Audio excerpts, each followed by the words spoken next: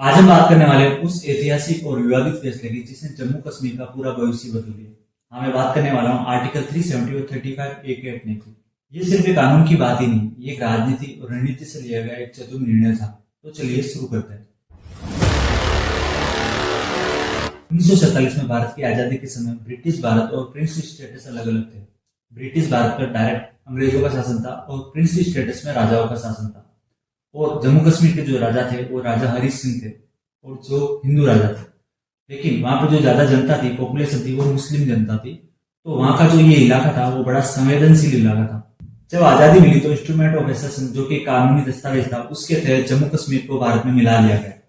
लेकिन जम्मू कश्मीर के जो राजा थे वो स्वतंत्र रहना चाहते थे, वो ना ही पाकिस्तान में मिलना चाहते थे और ना ही भारत में।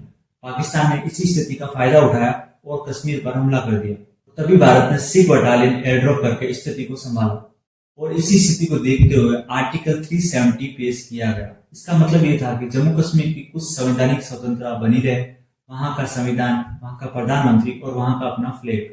और आर्टिकल 35A वो भी उसी समय आया जो कि जम्मू कश्मीर के स्थानीय निवासियों के लिए उनके अधिकारों की सुरक्षा के लिए था।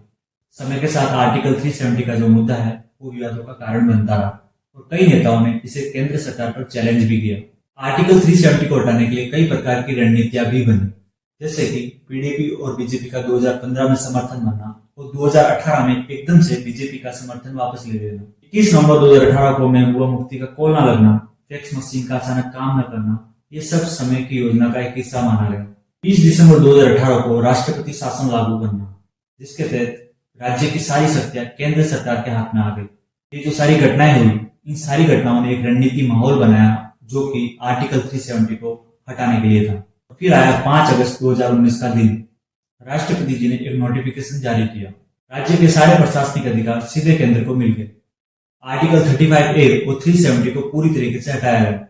इसके बाद भारत सरकार के लिए जम्मू कश्मीर पर कानून लगाना आसान हो गया बिना किसी राज्य की मंजूरी के। आर्टिकल 370 और 35A को हटाने का ये जो कदम था, जितना ऐतिहासिक था उतना ही विवादों से घिरा हुआ भी था। कुछ लोगों ने इसे लोकतंत्र पर चोट मानते हुए आलोचना भी की, तो कुछ लोगों ने इसे भारत की अखंडता की तरफ एक साहसी कदम बताया।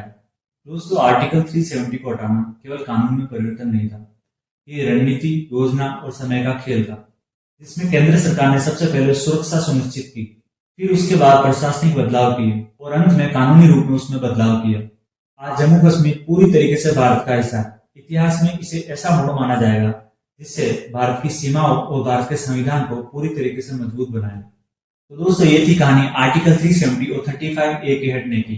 विवाद, रणनीति और ऐतिहासिक निर्णय का संगम। अगर आपको ये वीडियो पसंद आई तो वीडियो को लाइक कीजिएगा, शेयर कीजिएगा और आपकी इस फैसले के बारे में क्या राय है कमेंट में जरूर बताइएगा। Thank you so much. जय हिंद, जय भारत।